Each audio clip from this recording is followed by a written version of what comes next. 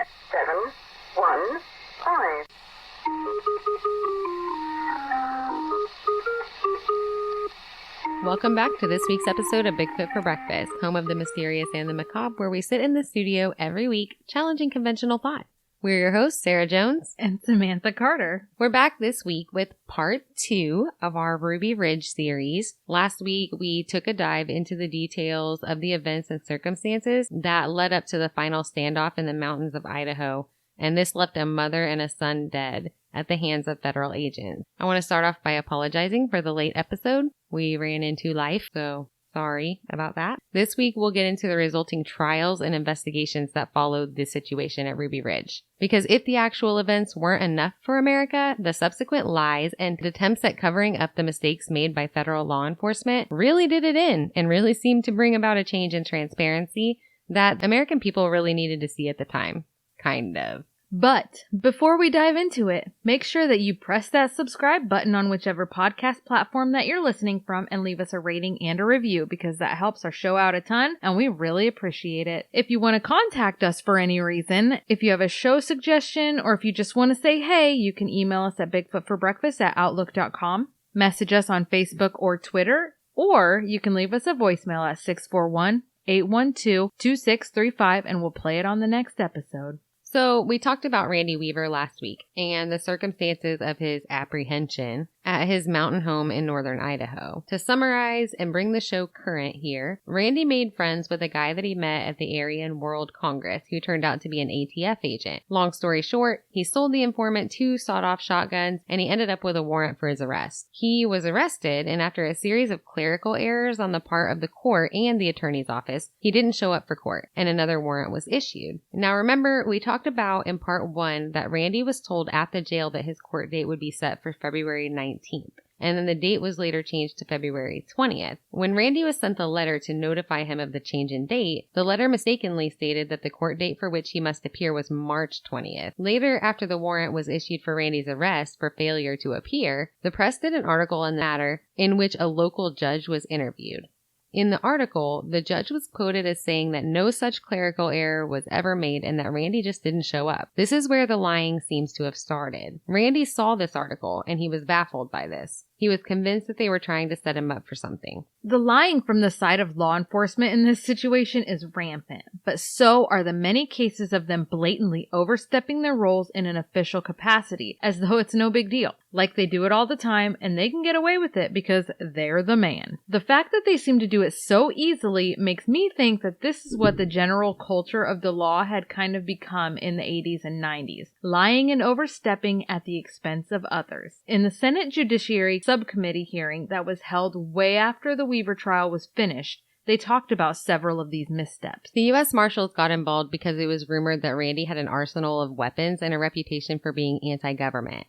They first tried to connect with him, and after the Weavers expressed some concern regarding the way that Randy's case seemed to be handled and the threats of their land and children being taken away from them, which the judge had to admit later that he had told Randy this, but that he had simply misstated the law by accident. The judge in the attorney's office then instructed the marshals to stop communicating with the Weavers, even though the U.S. Marshals requested to do so, thinking that communication might actually just solve the whole problem. The only response that the Weavers got addressing their concerns in any way was apparently notification from the U.S. Attorney's Office stating that these issues wouldn't even be addressed until Randy Weaver agreed to come to court and plead guilty to his gun charge. The lack of adequate response to their concerns only worsened the Weavers' paranoia that the case would not be handled appropriately. The ATF placed heavy surveillance on the Weavers' family at their home, after they were basically told that they weren't allowed to speak with the family anymore. But during one of these surveillance missions, they were surprised by an accidental run-in with the family, and a shootout occurred, killing the Weavers' 13-year-old son, Sammy, and ATF agent William Deegan. The FBI became involved, surrounding the house, and a standoff resulted. The standoff lasted 11 days, and in the course of this time, the Weavers' family friend, Kevin Harris, was injured along with Randy Weaver. Randy's wife, Vicky, was killed by a sniper in front of her family. After Randy finally surrendered with his children, he was arrested. The resulting trials and investigations only uncovered more lies and attempts at cover-ups made by officials that depleted the public's trust in the federal law enforcement even further. So, going over the court documents and transcript, which were enormous, I might add, there were so many interesting things about this that stood out to us and pretty much everyone else in America during the 90s. So let's just kind of start with the ATF informant. As you heard in the last episode, the guy's name was Gus Magisano, and he actually started off getting friendly with another guy within the Aryan Nations group and then ended up buddying up with Randy Weaver. Randy was already on the ATF's radar because he'd been associating with this group of people who were known racists. They knew that he had said some possibly threatening things about the government, and they knew he had a big stash of guns up there in the mountains. They already viewed him as a threat. He was trusted within this Aryan Nations group that they were looking at, and they needed more information from within the group, so this ATF informant, Gus Magisano, spent about 3 years making friends with Randy. In court, Randy testified that Gus had asked him many times over those 3 years to build him sawed-off shotgun with pistol grips made from the butt of the shotgun. Apparently, Randy was pretty skilled with this sort of thing, but he had never sold anything like that before and didn't want to get himself in trouble, so he repeatedly told Gus that he didn't want to do it. Gus was persistent. At one point, Randy found himself in a pretty dire financial situation and was having trouble taking care of his family. So, Gus took that opportunity to approach Randy yet again about these guns. He offered him $700 to do this, and Randy stated that he didn't really feel like he had a choice. He was in a bad situation, and he took the money in a moment of weakness, built the guns, and then months later he was arrested when ATF agents posed as stranded motorists in the cold, arrested him on the side of the road when he stopped to help. Testimony started in Randy Weaver's trial on April 12th of 1993. It took them 2 months to get through this trial, and a lot of that was due to missteps, misinformation, and destruction of evidence from federal government officials and law enforcement. The trial ended on June 15th, and the jury went into deliberation for 20 days. In a law article at jrank.org, Judge Edward Lodge is quoted as saying, "As far as I can see, at least 75% of the prosecution witnesses thus far have helped the defense in this case." The third time that Judge Lodge figured out that the government witnesses were lying and had to retract their statements and tell the truth, he ordered the government to pay the fees for the defense lawyers for that day. So it seems like it happened frequently enough that it was obvious enough to the judge, and he was getting pretty sick of it. Even the witnesses who were called in to be cross-examined regarding the character of the Weaver family in their daily lives would say that even if they had bad instances with the Weavers or heard Randy Weaver say some pretty oppositional things about the government, they did seem to be largely caring and not necessarily violent people. During Randy Weaver's trial, Gus Magisano, or if we really want to call him by his real name, Kenneth Fadley, was called to testify against Randy. According to a New York Times article, the testimony was pretty theatrical. They had him sitting behind a fogged glass on the witness stand, and they had a machine that changed his voice. During his testimony, Fadley stated that Randy approached him and offered to sell him the firearms without any encouragement whatsoever. He said that Randy told him, quote, "I can sell you these shotguns all day long," and that Randy, quote, hoped the guns would end up in the hands of street gangs. After Randy's acquittal, he went on to sue the government for $3.1 million in damages against his family and win. I want to repeat that. After Randy's acquittal. Acquittal. And there are a number of reasons why. Remember, we talked about the change in the rules of engagement made by the FBI? Well, those seem to have been changed when the FBI got a report of what had supposedly happened in the shootout on the Weaver property between the ATF and members of the Weaver family that killed Federal Marshal William Deegan and Randy Weaver's young son, Sammy. Apparently, the marshals explicitly made it sound in their report as though they were ambushed and fired upon first by the Weavers. Based on the report sent to the FBI, they changed the rules of engagement to shoot any adult on the property on site if they're found to be armed. During the Senate Judiciary Committee hearing, FBI snipers took the stand. When asked to simplify these revised rules of engagement, one sniper named Peter King described them as, quote, "If you see 'em, kill 'em," end quote. He also told the committee that the rules of engagement were, quote, "crazy." 5 FBI agents took the 5th and didn't say anything about it. You know who takes the 5th? Guilty people. Gotcha. The typical rules of engagement that the FBI use in a dangerous situation state that the FBI can use deadly force if necessary. if they feel that they or another person are in direct danger. Totally fair, of course. But on the way to Ruby Ridge, the FBI's rules of engagement were altered to state that they were to shoot any adult person on the property who appeared to be armed, but that shot should be taken only if it didn't endanger a child. There are a few things wrong with this. Numero uno. Numero uno. The Weavers were a family who were always armed. Literally always. They lived in the mountains of northern Idaho and frequently worked, hunted, and gathered food outdoors for their family. Northern Idaho is home to grizzly bears, mountain lions, and moose.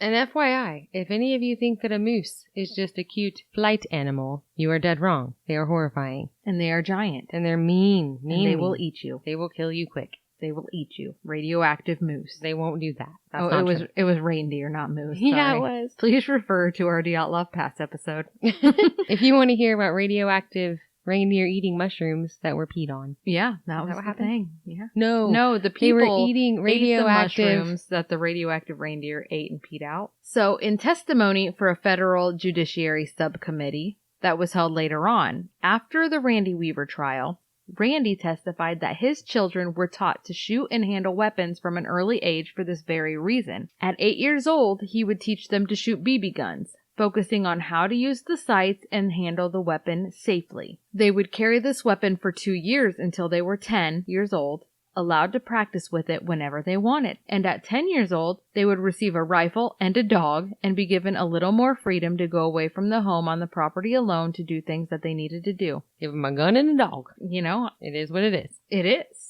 It's a lifestyle. I like it. I do too. Randy said that he taught them about the animals in the area and that if they ever encountered a moose or a bear, not to shoot it, but to fire into the air and scare it away because he never gave the kids a gun big enough to actually kill one of these animals. So shooting it would likely just injure it and induce an attack on the child. So traveling around the property armed was pretty common practice, and for good reason. The ATF agents had been surveilling the Weaver family for about 18 months, so it's pretty obvious that they had to have known this. They watched them move around the property, admittedly observing their actions in daily life, their responses to certain sounds on the property, and even had cameras strewn around the land in order to watch them in their off time. It seems as though the new shoot to kill anyone who is armed on the property even if they do not appear threatening rules of engagement already seem incredibly out of line. Okay, so number 2. Part 2. The changes in the rules of engagement were a result of the report given to the FBI by ATF officials that they were fired upon first while performing surveillance duties and were ambushed. They reported that Marshall Deegan had been shot and killed by Kevin Harris,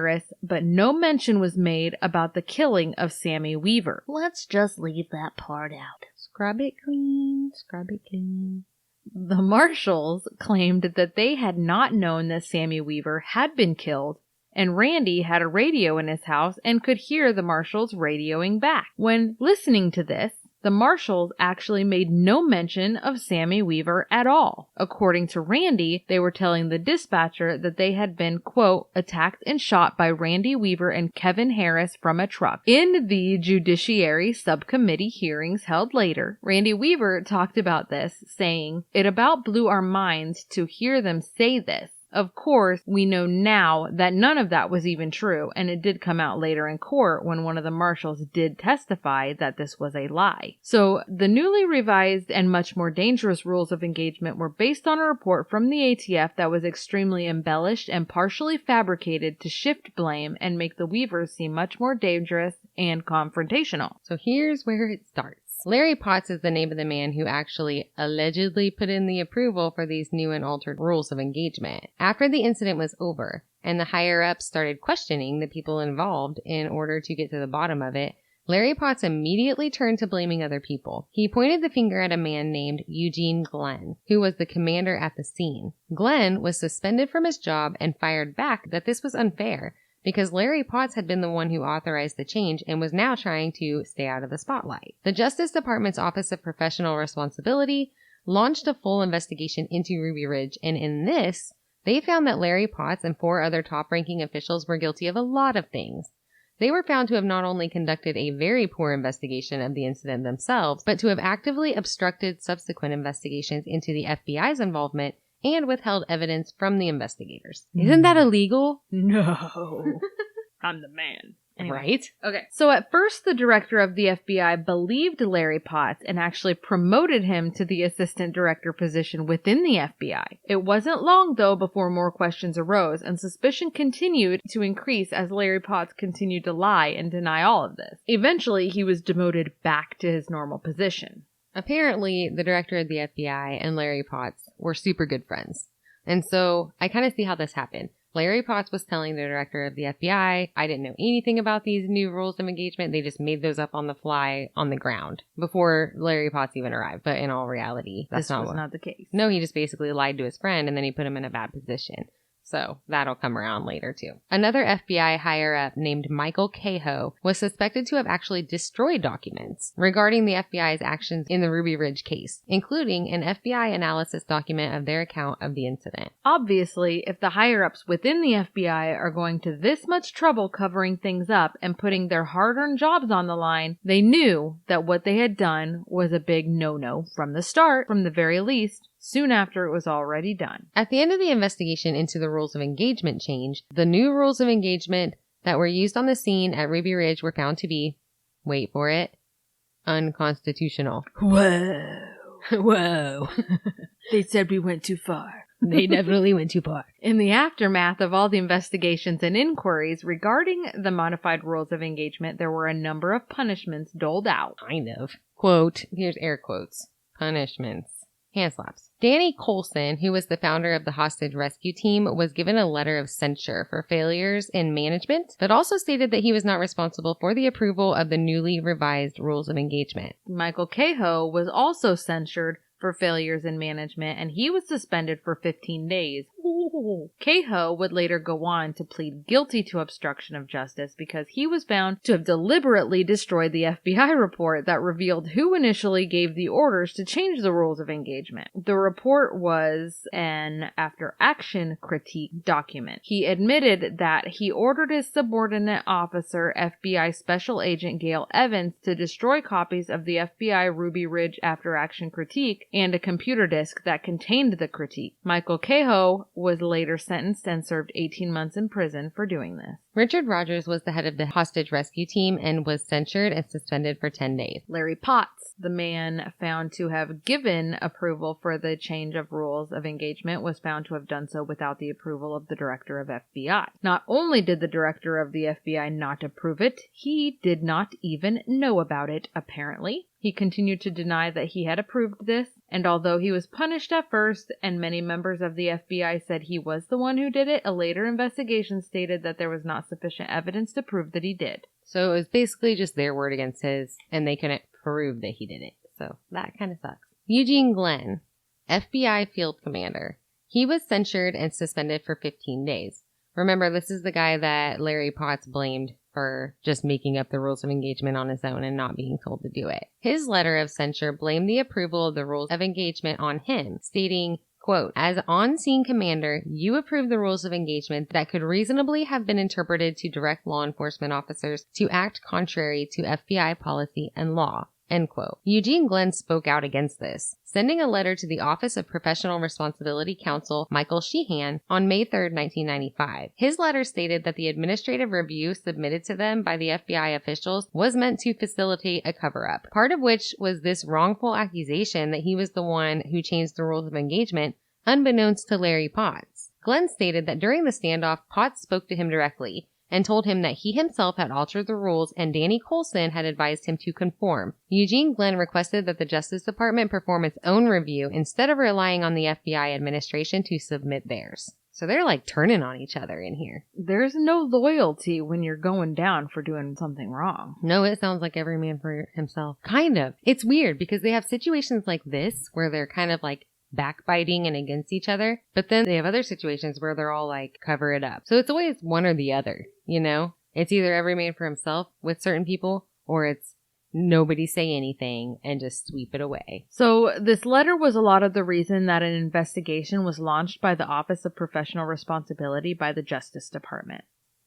In the end, the Office of Professional Responsibility found that there wasn't enough evidence to get Larry Potts or Danny Coulson in trouble because their approval of the newly revised rules of engagement cannot be proven. Lon Horiuchi. Lon. The one who pulled the trigger and actually killed Vicky Weaver received no punishment whatsoever. There's more to come on Lon. During the Randy Weaver trial, obviously, they had talked about the discrepancies in the story of what happened in the shootout between the Weavers and the Marshalls that set the entire thing off. We had said earlier that the Marshalls involved had to admit that they had initially lied, that Randy and Kevin had fired at them from a truck. That wasn't true. There was no truck involved at all. The FBI sniper who killed Vicky Weaver testified later in another trial that they were given a briefing from the Marshalls prior to entering the situation. In this briefing to the FBI, it was stated to them Deputy Marshal Bill Deegan had been shot and killed by the Weavers, that the Marshalls remained pinned on the mountain by indiscriminate fire, making it sound as though they were still being shot at, when in fact they were not.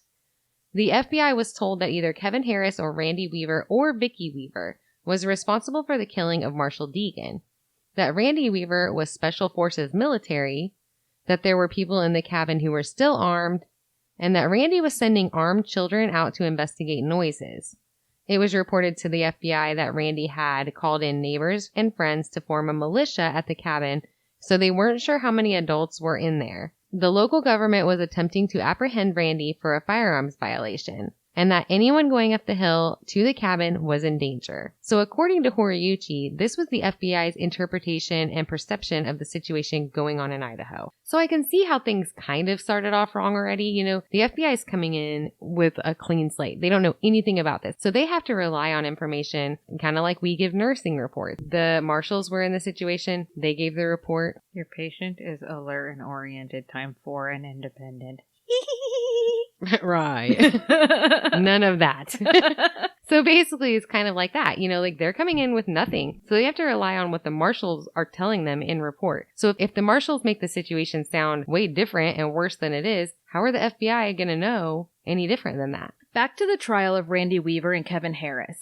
During this trial, Marshal Larry Cooper got on the stand to testify, stating that he wasn't sure who had killed the boy. He continued to state on the stand that the Weavers had fired upon the Marshalls first, and the Marshalls were firing in self-defense. He testified that the Marshalls saw the Weavers coming and arose from the bush in order to identify themselves immediately. After stating who they were to Randy Weaver and Kevin Harris, Cooper testified that Kevin Harris raised his weapon and shot Marshal Deegan, who he stated dropped to the ground dead immediately. Cooper stated that he then responded by firing a shot at Harris in defense of Deegan. He said that Kevin and Sammy had run away up the hill with the dog, and then he later heard 2 more shots, which he assumed came from Marshal Roderick when he shot the dog, Stryker. He heard Sammy yell out in response to his dog being shot. Marshal Roderick was cross-examined next, in which he admitted to shooting the dog because he was afraid the dog might attack them, and that the dog would keep alerting to their position and lead the Weavers straight to their hiding spot. He corroborated the story that Marshal Cooper gave on the stand, that they did not shoot first, that Kevin Harris first shot Marshal Deegan, and then the dog was shot a little while later down the road. But in a surprising turn of events,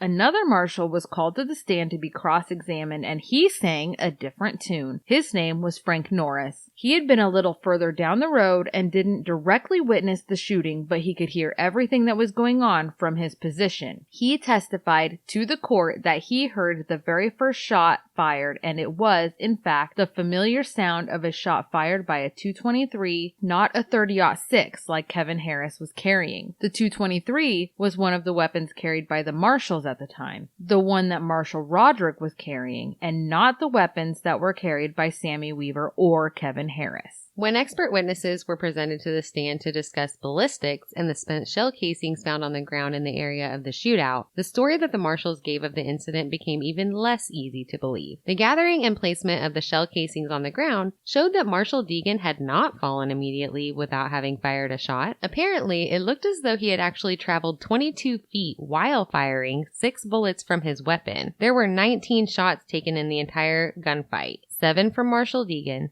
6 from Marshal Cooper, 1 from Marshal Roderick, 2 from Sammy Weaver, and 3 from Kevin Harris. At the time, the ballistics experts who had examined the body of Sammy Weaver and the scene could tell that the fatal bullet was from a 9mm handgun, but the bullet had not been recovered. When Marshall Cooper was questioned about this on the stand, he stated that he had not been aware that Marshall Deegan had ever fired his weapon at all. This is crazy to me because he said plain as day that the first shot taken was from Harris and it killed Deegan instantly. He stood by this many times, but the evidence plainly shows that Deegan walked 22 feet in pursuit of Sammy Weaver while firing 7 times. How could Marshall Cooper not have noticed this? It had to have been a blatant lie, right? Not only this, but Sammy had shown to have been shot in the back as he was running away from the marshals back toward his home to his family. He had also been shot in the arm, almost severing it completely from his body. The shot on the arm was found to have come from the weapon of Marshall William Deegan. So Marshall Cooper said that Marshall Deegan had not fired his weapon and he took the first shot fired from Kevin Harris. Yet, the ballistics evidence completely aligned with Kevin Harris' story that Deegan was firing at Sammy Weaver and Kevin fired at Deegan to protect Sammy.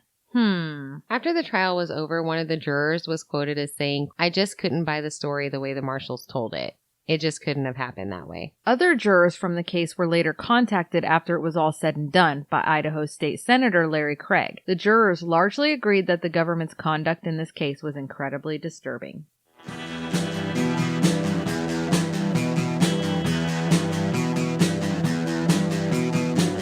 You're listening to the Prescribed Films Podcast Network, home to hundreds of hours of free podcast entertainment.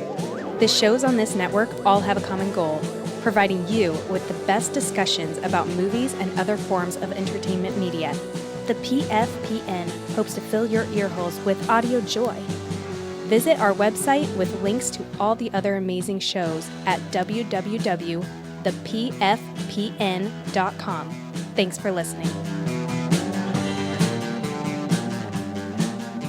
This senator from Idaho, Larry Craig, was the one who initially did the pushing for there to be a Senate subcommittee hearing for the case. This is a situation where a full hearing is held, and each person involved in the situation comes forth to tell their side of the story. It was aired publicly in order to give the people an all-encompassing and transparent look into the incident. So they intentionally made this a public hearing to help restore some faith in the government, kind of admit their mistakes and come forward with it and prove that they were going to do something about it, and hopefully gain a little bit more credibility back. He felt that the only way to restore the public's trust in the government is to air the entire thing for them to see, and then show the people that they were working toward a solution and justice moving forward. He felt that this subcommittee hearing would do just that, and it sounded like the other senators were in agreement with this. In the end, Randy and Kevin Harris were both acquitted for the murder charge against them in the killing of Marshall Deegan. Randy Weaver was also acquitted for the weapons charge because the situation was found to be entrapment on the part of the ATF and the informant.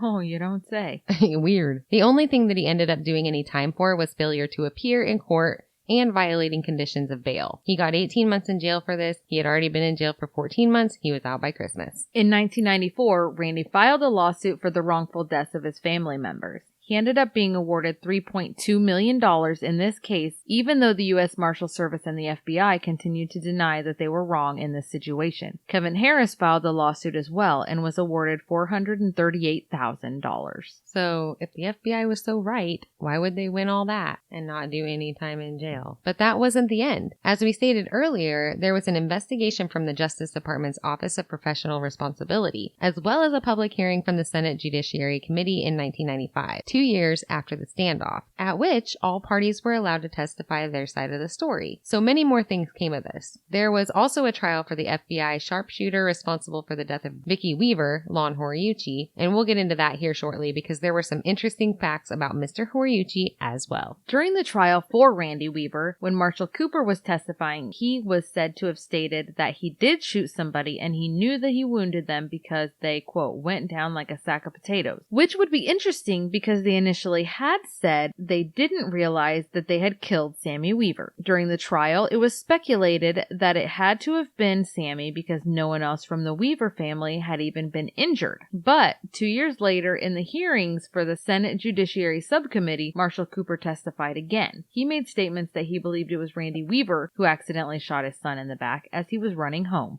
In 1997, they would actually go back to the scene to re-examine, and they miraculously did find that bullet that killed Sammy Weaver. They determined that the fatal shot had been fired from the gun of Marshall Cooper.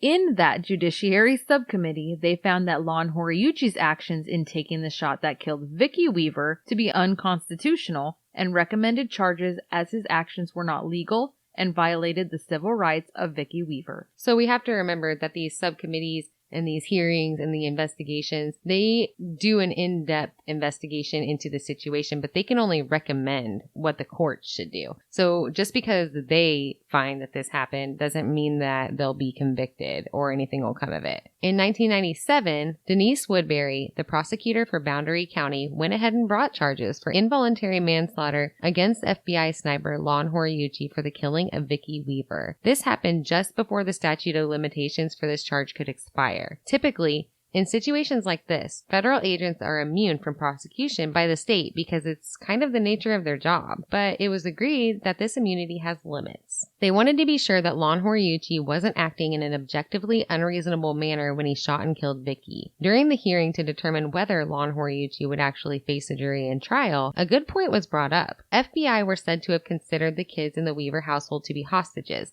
Yet they fired into the open door of the cabin trying to kill Kevin Harris. They attempted to show that Horiuchi showed blatant, reckless disregard on Horiuchi's part, someone who is supposed to be a professional sharpshooter. It sounds from the court documents that it got pretty accusatory on both sides, really. The defense for Lon Horiuchi even went as far as to say that Vicki Weaver probably wasn't even holding baby Elishaba when she was shot. He accused Randy Weaver of fabricating this detail in order to make her death seem more gruesome and traumatic. Randy Weaver said in an interview outside of the courtroom one day after the hearing that he believed that Horiuchi had orders to take Vicki out. He wanted the charges to be changed from involuntary manslaughter to murder, saying, quote, "Normal citizens are held accountable when they break the law. I was. He should be held accountable like the rest of us." End quote.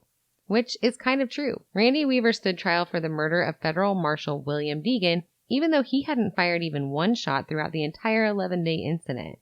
Not one single shot. But now they're him-hawing around about whether or not to charge Horiuchi with murder, even though they found the shot that he took at Kevin Harris accidentally killing Vicki Weaver to be unconstitutional. It does seem jacked up. Lon never actually went to trial. Judge Lodge ended up ruling that Horiuchi was acting within the scope of the federal authority and dismissed the case on the grounds of sovereign immunity. This happened in 1998. In 2001, a Ninth Circuit en-banc panel convened and decided to reverse that decision because a huge amount of uncertainty surrounding the case. An en-banc panel is basically just a larger group of judges from what I can understand. Lucky for Lon Horiuchi, there was a new prosecutor for Boundary County, and at the time, not the same one who had brought these charges. His name was Brett Benson, and he himself decided to drop the charges against Lon Horiuchi because too much time had gone by and he didn't feel like the case was provable. Horiuchi went on to retire from the FBI much later and never so much lost a day of pay for what happened on Ruby Ridge. It's too bad that this case didn't actually go to trial, because there were so many unanswered questions about it. The court who decided that this should go to trial, before the prosecutor so kindly dismissed it, raised these particular questions. What was the position of the FBI helicopter when the shots were fired? Remember, it was stated that Horiuchi shot at Randy Weaver because a helicopter was flying overhead and he saw Randy Weaver shooting at it with his rifle, or getting ready to shoot at it. This was disputed in testimony by Randy Weaver, Kevin Harris, and Sarah Weaver, stating that he was going to the birthing shed outside of the home to see the body of his son after he had been killed. It was also stated that Randy Weaver's back was to the helicopter and to Lon Horiuchi at the time he was shot. Lon Horiuchi testified to this. He stated that he could hear the helicopter behind him somewhere while his sights were trained on Randy Weaver. He was unsure of the actual position of the helicopter in the sky, just that it was somewhere behind him. In court, Horiuchi stated, "I don't know where the helicopter was, sir. I would be guessing if I told you where it was. He stated that Randy was looking through his scope, scanning the sky or the trees above Horiyuchi. So he was under the impression that Randy would be attempting to shoot the helicopter. So he took the first shot, wounding Randy. This is where I'm a bit confused because if Randy was scanning the sky above Horiyuchi's head, he would have been facing the sniper, right? But it's said that Randy's back was to the sniper at the time that he was shot and wounded. The people inside the helicopter denied being shot at. They had also flown several other missions through and over the area in the past and earlier that day with no problems, using their own precautions. The next question was, what was the risk to the helicopter from those holding out at Ruby Ridge?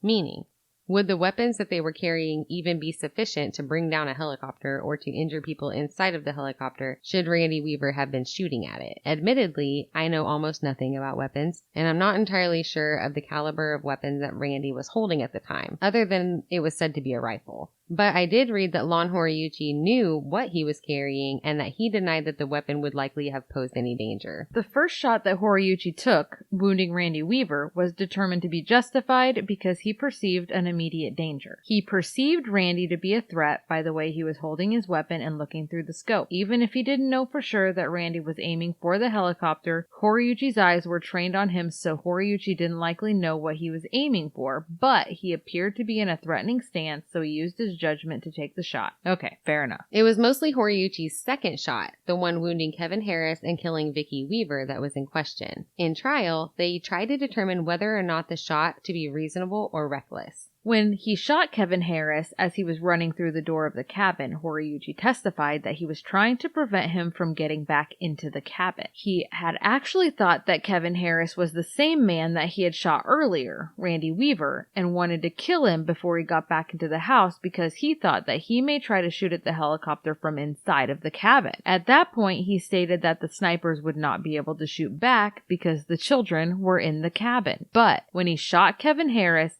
and Vicky Weaver, he was shooting directly into the open doorway of the cabin, so how would he have known whether there were children there or not? Also, Horiyuchi admitted that he couldn't tell Randy Weaver and Kevin Harris apart. In his defense argument, he stated that when he saw Kevin Harris running toward and into the cabin, he thought that it was the same guy, who he said was pointing a gun at the helicopter. This was a problem in court, as the other side argued it only pointed further to his recklessness in the situation.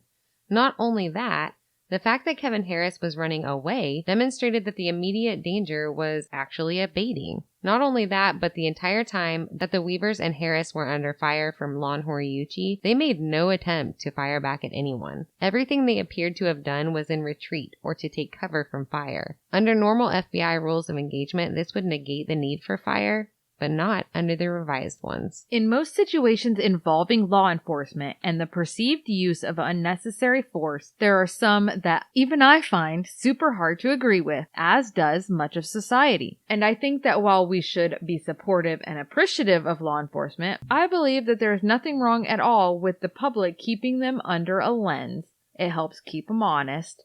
Checks and balances are important. With that said, I want to take a minute to acknowledge the fact that a couple of things were said during this trial that I think were very important. One being that the majority did recognize the fact that the situation was not a firefight. They stated, quote, "While we will not likely second guess the decision made by law enforcement officials in the heat of battle, this was not the heat of battle and caution was therefore appropriate." Another thing said that I thought was important was this. Many of the sniper and observers saw 3 people running to the cabin after the first shot. None reported any action that could immediately be interpreted as threatening to the helicopter or the sniper or observers. So the point was made that if Horiyuchi was taking shot after shot because of this perceived danger, were the other officers not doing their job when they took 0 shots? Another question was to the danger of giving warning to a victim prior to firing your weapon. This was the first thing I thought of when I read about this situation, and I was really glad it got brought up. I'm assuming that they are addressing the fact that no contact whatsoever had been initiated since the initial firefight. Hours and hours had gone by with 0 activity, since Randy and Vicky Weaver had gone back to the trail to collect their deceased son and went home after the shooting happened. They had no warning. They had no opportunity to surrender. There was no announced danger. There was no ongoing firefight. The Weavers weren't being threatening at the time when Horiyuchi had begun ringing out shots. With the exception of the threatening stance he took toward the helicopter, that no other snipers seemed to have witnessed. The Weavers had run away from the marshals that they encountered in the initial firefight, and they had not gone back to pursue them. They didn't appear to be planning to fight. It was stated that during this trial, approximately half an hour passed after the FBI snipers took their positions, and the Weavers were outside in their yard. The hostage rescue team that was present had ample opportunity to call out a warning to the Weavers, giving them a chance to surrender. Lon Horiuchi took shots at them like sitting ducks from his perch without warning at all, even though the Weavers had no idea that they were still fighting.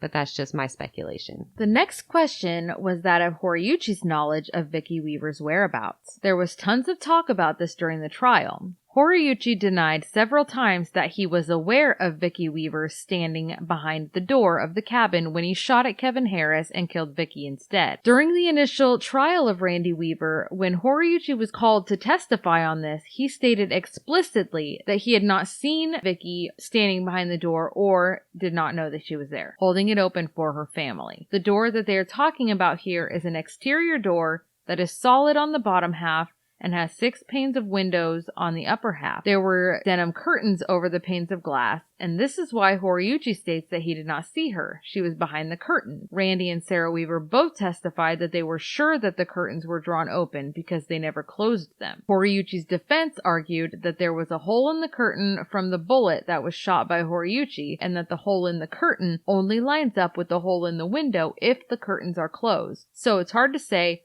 whether he could see her or not. Either way, taking a shot through the doorway was relatively irresponsible for someone in his position. Right, period. He drew a diagram of exactly where he was aiming to lead Kevin Harris, and it was on a window pane into a cabin. Knowing that children were in the cabin. Yeah, so either way, his shot wasn't right, and he knew not to take it. 20 years of experience. He knew. Anyway, others dispute this by saying that a trained sniper should have known that another person could have been behind the door. In his testimony, Horiuchi stated that as Harris was running through the doorway, it appeared that he was, quote, trying to hold the door open or moving somebody out of the way, as Horiuchi fired. The state attorney asked, "Did you know there was someone behind the door?" Horiuchi responded, quote, "I wasn't shooting at the individual behind the door." But he also stated that he was leading Harris with his weapon, training the crosshairs on the door in order to shoot Harris as he ran through them. This would be reasonable to state that he knew that he would be putting others at risk, even possibly children. Even the newly revised, more lax rules of engagement stated that deadly force should be taken against any armed adult as long as there's no chance of endangering any children. So any version of the rules of engagement, he's still wrong. Apparently, during the trial, Horiuchi took the stand stating all of the things that we've already told you. But later on, after Horiuchi's testimony at the end of the day, and after everyone had gone home for the day, a lot of people speculated that his killing of Vicky Weaver was intentional. We discussed this earlier in part 1. It was rumored that there was a death warrant for Vicky Weaver because the FBI thought that if she were gone, it would be easier to get Randy to surrender. She had sent letters to certain people in their local government that have been interpreted as threatening. So, some thought that she might have been more the pusher against the government here than even Randy. Here's where the argument that she was taken out intentionally was coming from. The FBI sniper, Horiuchi, was highly trained to hit a 1/4 of an inch target from 220 yards. He had been trained to hit moving targets from this range too. So some people were arguing too that Lon Horiuchi had been trained to do this. But could he do this? You know what they're kind of saying? Could he actually do it effectively? Was he good at it? Keep in mind that these snipers, they qualify for this. So they have to. They have to do it in order to say that they're trained to do it. 220 yards, they hit their target within a 1/4 of an inch. At the end of Horiuchi's trial, the district court came to a conclusion. It states, "The record supports Mr. Horiuchi's subjective belief that the threat to his or other lives honestly existed, that he intended only to shoot the third individual, Mr. Harris, and that the state had provided no evidence of malice or criminal intent. The record also supports a finding that the means by which Mr. Horiuchi carried out his duties were objectively reasonable based on the circumstances, and that he did not see Mrs. Weaver behind the door or in the doorway when he fired at Mr. Harris." It was ruled that Horiuchi was entitled to immunity under the Supremacy Clause of the Constitution, and all charges were dismissed against him in the killing of Vicky Weaver. Bullshit.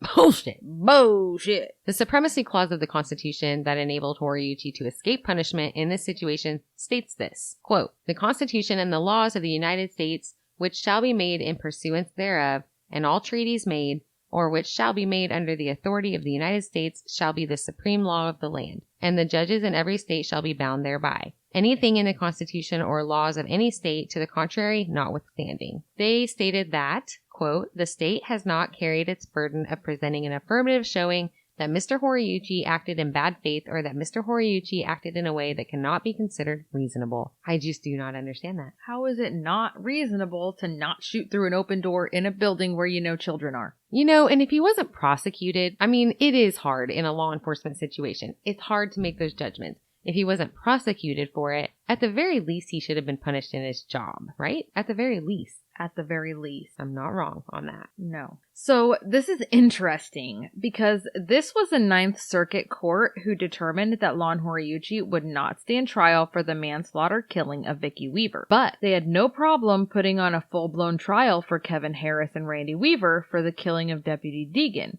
for which they were acquitted. I get it. Horiuchi is a man in law enforcement. Like we said before, obviously there are high-risk, tense, fast-moving situations in law enforcement in which they have to be given a ton of leeway because it is difficult for someone else to see what they were going through in that moment. But one judge has already said that this wasn't one of those moments. There was a lot of time for planning, for consideration of that plan, and for careful execution of that plan. There was no immediate danger posed by the individuals that he was shooting at the time that he pulled the trigger. In Kevin Harris and Randy Weaver's situation, that wasn't even so. It was high risk and fast moving. And according to them, in that moment, they didn't even know who was shooting at them.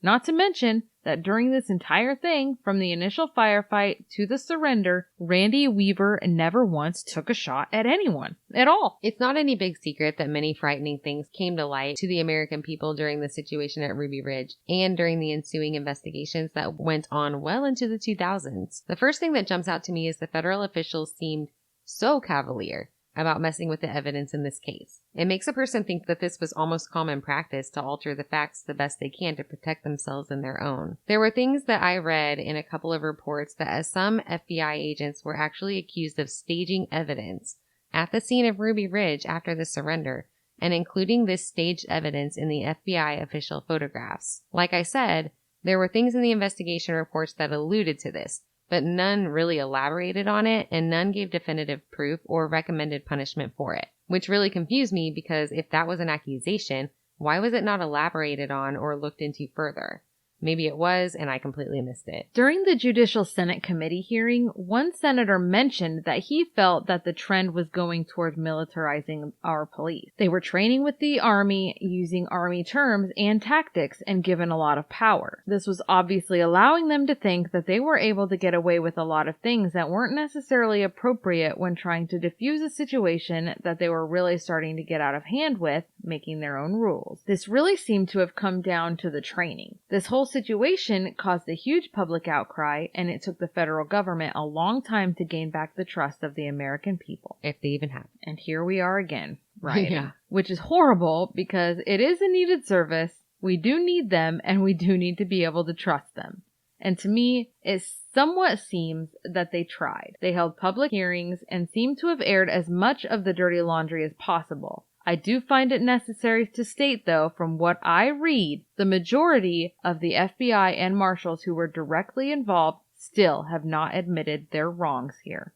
So basically, the government tried to air it all out and make it right in a way, the senators, but the FBI were like the disgruntled child being dragged by the hand to the stand. Like they never really did admit anything. Marshall Cooper was still admitting that Marshal Deegan didn't fire a shot on the Senate Judiciary Committee. This was a couple, years later. He was still saying it, even though it was proven that he walked 22 feet, firing 6 or 7 times. I still feel like it's important to say that it is definitely coming down to the individuals involved that are fucking this up for everybody. It really is, because cops as a whole are amazing. We completely support the cops, but there's that 5% within all of law enforcement that are not, and they do horrific things, and that's what people see because that's what stands out to everybody. But really, cops as a whole aren't going to be happy with things like this either. Agreed. Right? It can't be us versus them. No. There are a few individuals that join law enforcement for the wrong reasons or start out joining for the right reasons and then end up getting the whole power trip thing or just get lost in the situation. Or influenced by others. But yeah, you can't look at them as a generalization. You can't look at it that way. And as a people, we can't view them as our enemy because they're not. We need law enforcement. We have to have it. So it seems like the government was trying to make peace, between the two angry sides, and it just never really came together. It's no secret that many people in government and the public who have spoken out about this and the things that the FBI got away with here. In 2002, a review of the allegations of a double standard of discipline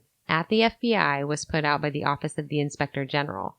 In Chapter 5, it is quoted as saying, "The conduct of deputy marshals and the FBI in the Ruby Ridge matter came under close scrutiny, and several times internal FBI and DOJ investigations ensued. These internal investigations also came under scrutiny, including some questions whether there was an effort in the FBI internal investigations to cover up original misdeeds." It also states, following years of subsequent investigations and retirements, only a few officials who were under investigation for the cover-up portion of the case were left to have their cases adjudicated. These final disciplinary decisions were assigned to and decided by JMD. And for the final decisions, to the extent that there was a disagreement with them, cannot be blamed on the FBI's protection of senior officials. Although we disagree with the ultimate JMD decision, we do not believe that the JMD officials were involved in a systemic effort to protect senior FBI officials. Rather, we believe that JMD used the incorrect standard in evaluating the evidence. We also believe that the disciplinary actions in Ruby Ridge contributed to the continued perception of a double standard of discipline in the FBI. You don't say. Oh,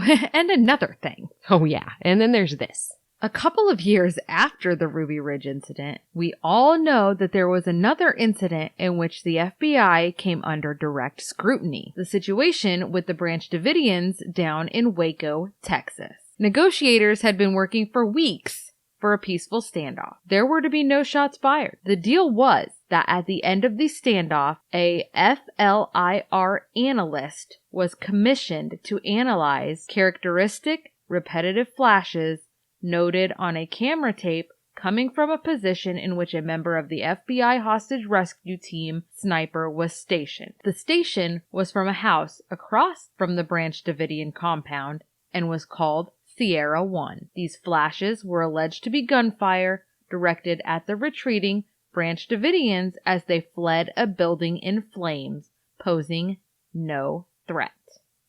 I feel like I can't say this slow enough. Right? Like she really wants you to understand. After the situation at Waco, photos were taken of spent M651 rounds by the photographer from the Department of Public Safety. Coincidentally, the projectile from this spot was never logged into evidence by either FBI or ATF. The Texas Rangers also cataloged evidence from the situation and noted that a sniper rifle shell casing was found, as well as 24 Israeli manufactured 223 casings from the Sierra 1 position. Many of the Branch Davidians did die by gunshot wounds. Many of them were thought to be self-inflicted. The ruling was that there was not sufficient evidence for charging anyone in particular with shooting at the Branch Davidians. Even though they saw the flashes of light on camera and found bent shell casings, but there wasn't evidence. The FBI sniper team leader who was stationed at Sierra 1, Mr. Lon Horiuchi. The FBI maintained that they never fired their weapons at Waco, but that's a whole other story. Well, that's it. That's the story of Ruby Ridge, revisited by Bigfoot for Breakfast. We hope you'll be back next week. We've got a story that is more on the level of weird and creepy for you coming right up. Don't forget to subscribe to the show, and if you get a few minutes, leave us a rating and a review. We really appreciate those, and we really appreciate any feedback that we get from you guys. So if you have any of that, you can also email us at bigfootforbreakfast@outlook.com, message us on good old Facebook, or you can even call us. If you want to do that, you can leave a voicemail, and we'll play it on our next episode. That number is 641-812-2635. Thank you so much for listening, and we'll see you next week.